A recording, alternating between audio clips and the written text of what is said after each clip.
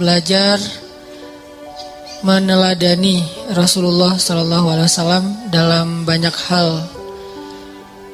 Karena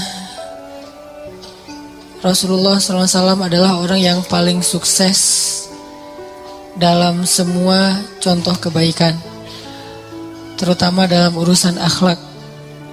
Sampai Allah aja kagum sama Nabi. Ini luar biasa. Allah yang maha istimewa, yang maha mulia, kagum kepada Nabi. Jadi Allah itu berhak dikagumi, tapi Allah sendiri kagum kepada Nabi. Sehingga bentuk decak kagumnya Allah kepada Nabi itu adalah wa innaka la'ala khuluqin azim. Allah nyebut, engkau wahai Muhammad benar ya, emang akhlakmu itu luar biasa, kata Allah. Jadi Allah sendiri ngemuji Nabi. Allah sendiri mentestimoni tentang Nabi. Allah sendiri menyebutkan keistimewaan Nabi dengan kalimat-kalimat penegasan.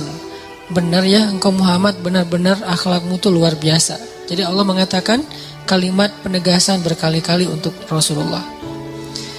Dan cuma Nabi satu-satunya manusia bahkan makhluk yang disandingkan namanya dengan nama Allah. Kalau yang lain Allah gak rela disandingin namanya dengan nama Allah. Sampai kita aja bilang dan aja Allah gak rela. Gak ada yang tahu isi hati saya kecuali Allah dan saya, itu Allah gak suka. Kalimat dan aja Allah gak suka. Karena lebih tepatnya bukan Allah dan saya, Allah kemudian saya. Jadi kita tahu karena Allah yang ngasih tahu. Padahal isi hati kita sendiri. Jadi gak sembarangan orang boleh menyematkan namanya dengan nama Allah, itu gak sembarangan. Bahkan gak ada yang layak kecuali Rasulullah Sallallahu Alaihi Wasallam langsung disematkan. Belum ada orangnya, belum lahir ke dunia udah ada namanya. Ada di langit namanya, terkenal di antara para malaikat, bahkan cahayanya udah ada, termasuk yang pertama Allah ciptakan. Para nabi semuanya udah mention @Muhammad di setiap postingan mereka. Semua nabi itu kalau posting pasti nge-mention nabi itu. Bahkan jadi hashtag para anbiya tuh. Nabi terakhir kan. Jadi nabi terakhir tuh kayak hashtag dari Nabi Muhammad, dari Nabi Adam. Lebih ramai lagi sejak Nabi Nuh, Nabi Ibrahim. Tuh hashtag itu dipakai terus. Dan Allah selalu mengatakan musaddiqan, yang membenarkan nabi-nabi sebelumnya. Jadi rasa-rasanya gak ada yang lebih layak kita pelajari tentang kehidupannya, kita teladani akhlak dan karakternya daripada Rasulullah Sallallahu Alaihi Wasallam. Kalau kita gak terlalu kagum sama Nabi, itu karena emang kita gak kenal kali. Kalau kita kenal pasti kita akan kagum banget. Saking kagumnya kita sama Nabi, kayaknya kalau disebut nama Nabi itu kayak disebut nama pacar gitu. Saya nggak tahu ya gimana rasanya, maaf ya. Saya taunya nama istri. Itu kalau disebut nama Nabi itu rasanya tuh kayak gimana gitu. Kita juga kayak jadi orang yang baper sendiri, terus jadi senyum-senyum sendiri. Saking istimewanya Rasulullah Sallallahu Alaihi Wasallam. Malaikat aja udah seneng banget lah sama Nabi udah. Seandainya malaikat nggak ada kerjaan tugas yang lain, pengennya tuh barengan sama Nabi. Pengennya tuh turun ke bumi berdesak-desakan pengen ngikutin Nabi. Cuman kan gak boleh. Karena malaikat itu masing-masing punya tugas. Jangankan malaikat lain yang punya tugas berbeda. Jibril aja yang tugasnya ngedampingin Nabi juga gak boleh turun kalau gak diperintahin Allah kan. Walaupun secara pribadi Jibril itu kangen sama Nabi. Duh kangen nih, pengen ketemu Muhammad tapi belum diperintahin. Muhammad juga di bumi kangen sama Jibril. Kemana ya Jibril kok gak datang-datang udah beberapa hari. Biasanya suka nongol, biasanya suka ngajak ngopi, ngapain gitu, ngobrol gitu kan ya. Ini udah lama gak ngopi bareng Jibril. Tuh buat Nabi itu kangen banget. Saking kangennya Nabi, setiap hari keluar ngeliatin mana Jibril kok gak ada tanda-tanda muncul gitu. Jibril juga pengen turun gak bisa.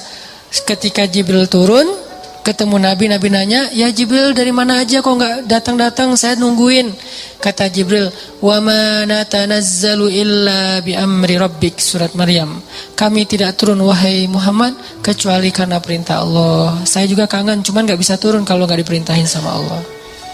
Jadi malaikat aja cinta banget sama Jibril, dan malaikat itu standarnya tinggi banget loh. Kriteria layak dicintai malaikat itu tinggi. Jadi nggak sembarangan orang malaikat sayang dan cinta sama dia. Dan Nabi Muhammad SAW itu adalah idola semua malaikat, karena emang akhlaknya luar biasa. Saya kalau udah ngebahas tentang Nabi itu senang gitu. Wah, Masya Allah, Nabi itu luar biasa ya. Bahas kisah-kisah detail Nabi itu luar biasa loh. Kayak gimana yang dulu saya sering cerita, Nabi itu orangnya sarirohnya, perasaannya tuh halus banget. Lebih halus daripada perasaan perempuan, tapi lebih pemberani daripada 10 orang laki-laki. Kan ini ideal ya. Kalau kita mungkin sok pemberani tapi nggak punya perasaan. Pemberaninya bukan hakiki, sok pemberani tapi nggak berperasaan, atau perasaannya peka banget tapi nggak berani. Nabi itu ideal, perasaannya halus lebih daripada seorang anak gadis, tapi pemberaninya dan kuatnya di atas 10 orang laki-laki. Jadi ideal banget lah. Saking halusnya perasaan Nabi, peka, terus kayak ngejagain banget perasaan orang lain. Ini ada kisah baru nih, mudah-mudahan jadi renungan buat kita. Nabi itu kan ra'fah ya, jaga perasaan orang. Pernah suatu malam Nabi bermimpi ngelihat surga. Dan mimpi seorang Nabi itu adalah wahyu, artinya Nabi itu benar-benar melihat surga. Jadi Nabi masuk ke surga dalam mimpinya, terus tiba-tiba di surga itu Nabi ngelihat sebuah istana, sebuah rumah yang bagus banget. Lagi ngelihat rumah yang bagus banget, noleh sedikit ke sebelah rumahnya, melihat seorang gadis lagi main ayunan di sebelah istana itu. Tuh cewek lagi main ayunan. Gak tahu bentuk ayunannya kayak gimana, kayak di taman lalu lintas atau kayak gimana, pokoknya main ayunan. Lagi main ayunan, Nabi ngelihat, terus Nabi nanya ke Jibril, karena Nabi didampingin sama Jibril. Jibril, itu istana siapa? Lihat, perhatiin ya, bukan itu cewek siapa, bukan. Ini bahasa elegannya Rasulullah. Itu istana siapa? Artinya perempuan itu pasti istri pemilik istana kan gitu ya. Nggak mau nanya itu istri siapa, nggak etis nanya kayak gitu. Tapi nanya itu mobil siapa yang ditumpangin sama perempuan itu, berarti dia istri yang si punya mobil. Ini elegannya bahasa Rasulullah. Dan ini kan detail banget ya. Kalau kita kan dengan polosnya, dengan sederhananya nanya itu siapa, ceweknya yang dimaksud. Kalau Nabi enggak, itu istana siapa, berarti artinya nanti ini adalah istri yang punya istana. Wahai Jibril, itu istana siapa? Kata Nabi. Kata Jibril, itu istana Umar bin Khattab. Langsung Nabi balik arah pergi. Kenapa? Malu gak sengaja ngelihat istri orang. Besok setelah bangun dari tidur, paginya Nabi ketemu Umar, Nabi senyum-senyum aja. Terus Nabi bilang, ya Umar, aku semalam mimpi. Ada apa ya Rasulullah? Kan Umar senang banget kalau Nabi udah mau ngasih sesuatu yang gaib. Aku semalam mimpi apa ya Rasulullah? Aku melihat surga. Masya Allah, aku melihat istanamu wahai Umar. Beneran ya Rasulullah? Beneran. Alhamdulillah ya Allah. Terus gimana ya Rasulullah? Udah segitu aja. Nabi gak mau ngejelasin coba. Saking menjaga perasaan Umar, kan cuma mimpi doang. Saking ngejaga perasaan Umar, Nabi gak mau ngejelasin. Udah segitu aja kata Nabi. Ya Rasulullah, jelasin dong yang detail. Kan Nabi kalau ngejelasin surga biasanya tuh detail banget. Makanannya, minumannya, gelas-gelasnya. Kali ini cuma istana doang, pasti ada yang disembunyiin nih. Ya Rasulullah jelasin. Enggak segitu doang. Ya Rasulullah jelasin, saya gak akan berhenti bertanya. Ya Umar, maaf ya. Nabi minta maaf dulu coba. Maaf ya, saya ngelihat istana itu, terus tiba-tiba saya melihat seorang perempuan yang lagi main ayunan di sebelah istana. Saya nggak tahu loh Umar, saya nggak tahu. Saya nanya ke Jibril, itu istana siapa? Milik Umar. Akhirnya saya langsung balik arah dan nggak mau ngelihat ke arah perempuan itu. Maaf ya Umar. Ya Rasulullah, kata Umar. Bagaimana mungkin saya akan cemburu kepada engkau ya Rasulullah? Nggak apa-apa, kata Umar. Tapi saya nggak enak. Lihat Rasulullah SAW menjaga perasaan orang lain sampai istri orang aja di dalam mimpi nggak mau ngelihat. Di dalam mimpi tuh. Kalau kita, ini bukan nyata ya, cuma mimpi doang. Mimpi kan karena imajinasi kalau kita mah ya. Rasulullah dalam mimpi aja ngejaga perasaan orang, apalagi dalam kehidupan nyata. Kita dalam kehidupan nyata nggak ngejagain orang, apalagi dalam mimpi malah ditikung.